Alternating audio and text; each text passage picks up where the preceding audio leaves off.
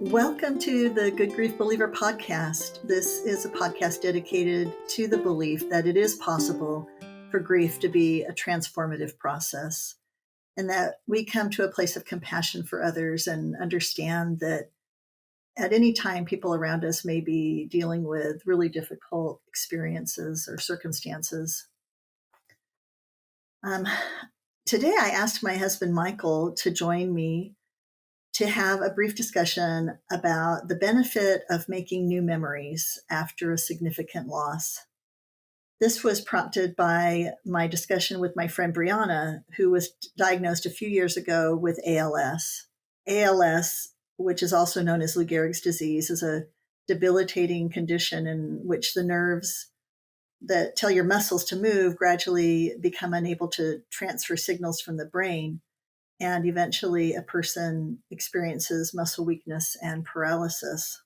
One thing that I appreciate about my friend Brianna is that she has continued to try and do new things and make new memories while she can.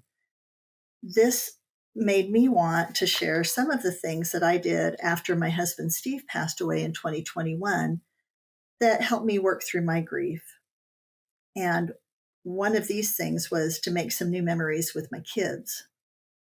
My husband, Michael, whose wife, Ceci, passed away in 2022, had some similar experiences. So we're going to have a discussion together about that. So say hello. Hello, everybody. So it's been a benefit for both of us that we both experienced being widowed. So we have that in common. And now we're making totally new memories together. But losing our spouses was super, super hard. And I think the focus of what we're talking about today is not since we met each other, but the things we did before that when we were still alone. Exactly. Because you have to figure out how to live a life that feels so foreign to the life you were living and the life you wanted to live. Nobody wants to say goodbye to somebody that was really significant and important in their life, whether it's a spouse or a parent or a sibling, child, a good friend. And you have to find a way to have some kind of meaning in your life after that's taken away. Exactly. So sometimes you have to find new habits, new things that are good for you, that are wholesome, it doesn't exactly fill up the void, but at least keeps you so you can think healthy and still have good experiences at least. Right.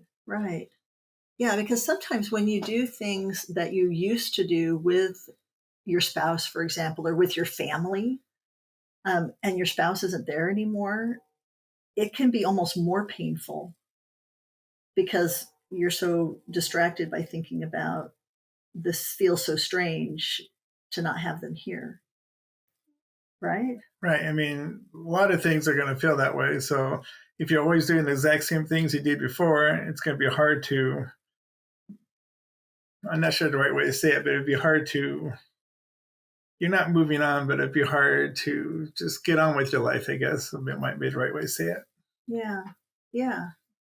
So one of the things I wanted to share is that my husband, Steve, passed away in May, and his birthday and Father's Day were always 1 week apart, which when he was alive was actually kind of stressful because I would try so hard to think of something to make his birthday amazing. And then the next week it would be, oh, now it's Father's Day. I want to make Father's Day amazing. Because he was such a neat guy. And I loved him so much. And so with his birthday and Father's Day coming up just so soon after he passed away, I wasn't really, I just wasn't in the mood to be around home. I was fortunate that 3 of my kids, we have 4 kids, and 3 of them were with me at the time. So we decided for Father's Day and his birthday to go to a place that it was only about an hour or so away from our house, uh, on this mountain, it, this mountain retreat. We got an Airbnb and we just stayed the weekend. And we celebrated their dad. And that was a really, really good experience. We ate at new restaurants. We just spent time together in this different area, making new memories about, together while we thought about their dad and talked about him. And that was a really good way for us to spend Father's Day and his birthday. Because you have to have new memories, new good times, new happy, joyful things that you're trying to. You just live a normal life. You need those kind of things. So whatever you can do that will bring those kind of, whether it's like her trip. We're going to talk about one of my trips in a little bit, but trips I think are really especially good because if you're always at home, you can do something with your kids, but it's not entirely different. But if you go like on a trip, then that's totally different. It's maybe right. You remove yourself from that familiar place and you do something different. One of the other things that my kids and I did together, this was all in that same sort of time frame. My younger two kids were kind of in a phase of life, college age, where they had some flexibility in their schedules, and so they were able to spend quite a bit of time with me right after their dad passed away. My daughter had just gotten engaged, and her now husband, her fiance at the time, I don't know where he found this, but he found a company that would take a picture and turn it into a pillow. And so we made a Steve pillow, and we took that pillow with us on a road trip to the Olympic National Forest. We live in Washington. And so we drove up by Seattle to the Olympic Forest, and we brought this Steve pillow with us. And every place that we went, we took a picture as if he were there with us. And it ended up being kind of hilarious, the antics, that we would get into in the places that this pillow would be photographed. And, now we look back at the pictures and it's kind of hilarious. It's kind of fun that we have all these pictures of us, around Seattle, and there's their dad, in the picture, even though he's a pillow. And I actually, I had that pillow on my bed for a while until I met Michael. And then after I met her, it's like, this pillow, maybe you could put it in the closet or give it away. I think I did give the pillow to one of the kids, but it was fun. That was a fun thing that we did, and it was a cute pillow, though. It was cute. One of the things I did, me and my dad, we had a relationship before my wife died, but it wasn't super close. So one of the things I decided to do was maybe it's time for me to make a little bit closer relationship with my father. And so my son, who came out to live with me a few months after my wife died, we decided we were to drive from near Kansas City to Flagstaff, Arizona. So it's either one really super long day trip or 2 days. We did 2 days. So we drove out there, got to know my father a little bit better, and for both of us. And then we went to all the different national parks around northern Arizona, which was really fun. And we made some new memories with my son, which was really nice, and new memories with my dad because I hadn't, like I said, and our relationship's gotten a lot better since that time, all the way till today. It's gotten much better. So that was a new thing that I added to my life. That's been very, very helpful. And that's a good thing for us. I did get a little bit sad on a couple of those trips looking at other couples, but yeah. I know, yeah, because it never totally fills the void, but yeah, when you feel like something's been taken away, it's really important to add something back in. So the relationship with my dad, that was really awesome. And then that's something else that's not a trip that I started doing. I've always been a little bit athletic, mostly like running and exercising like that, but I never lifted weights. So after my wife died, it's like, I'm going to do something new.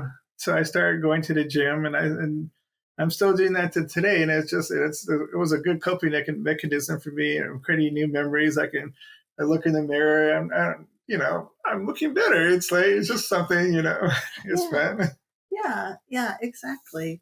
And something that you and I have talked about is that for you, you haven't always wanted to like talk about your feelings all the time, but doing something has been That's um, a good point because you talk about this like in psychology, like counseling, for example. I took some counseling classes in college, and sometimes where people need to talk about the past and what caused all the way they are.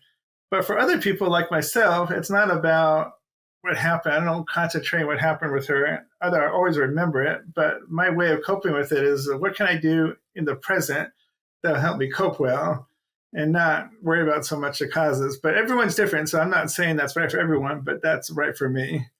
So for me, the trip, getting to know my dad, doing the weightlifting, other things I started doing, you know, new things help me to just be a better person in the present. That's what's worked for me. yeah, yeah.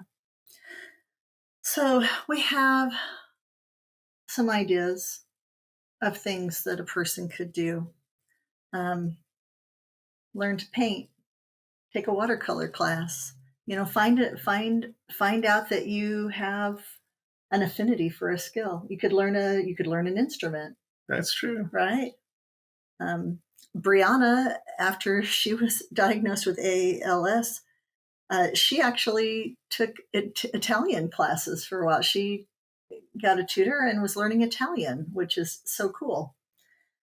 Um, take a road trip like we did. Go back to church or go find a church. Um, Finding a faith community can be a huge blessing when you have experienced a significant loss. Um, Learn a sport. We started playing pickleball. That's been really cool. I never even heard of pickleball till fairly recently, and it's like I really enjoy it now. It's fun. Yeah, uh, I know some people that have visited a senior center and gotten to know people there. Michael's father lost his partner of many years and misses her a lot, but he has continued to uh, be involved with people in his life, going on bike rides. Um, he still goes to the gym. He's 93, but he Just learned how to play pickleball as well because once I started, I introduced it to him, and that's helped him too. right, right. So the fact that I think he tries to get out of the house about every day and interact with people, so that he's not just alone all the time, which is a really important aspect of working through grief. So those are our ideas, and we hope that you come up with some things that work for you, because this journey is hard, but it doesn't have to be hopeless. And you will again find joy.